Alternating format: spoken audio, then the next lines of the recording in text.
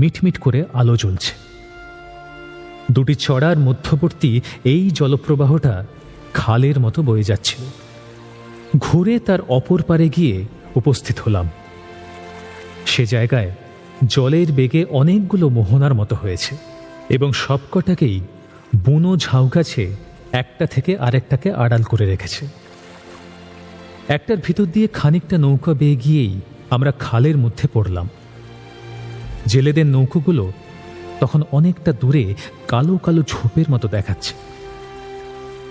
আরও খানিকটা এগিয়ে গন্তব্যে পৌঁছানো গেল। ধীবর প্রভুরা খালের সিংহদ্বার আগলে রেখেছে বলে মনে করে এদিকটায় পাহারা রাখেন।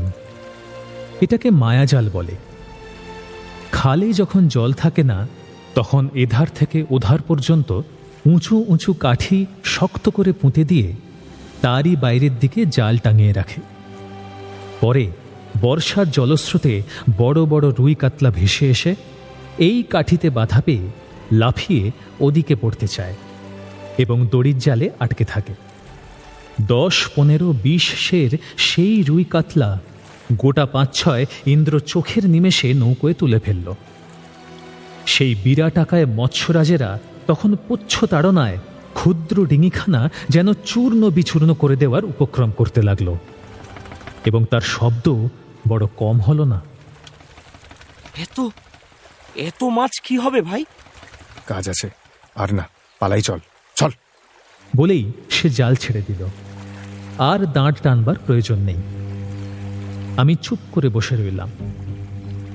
এখন তেমনি গোপনে আবার সেই পথেই বেরোতে হবে।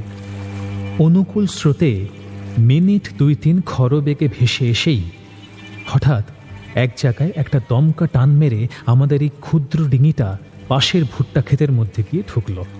তার এই আকস্মিক গতি পরিবর্তনে আমি চমকে গিয়ে প্রশ্ন করলাম, কি কি কি হলো?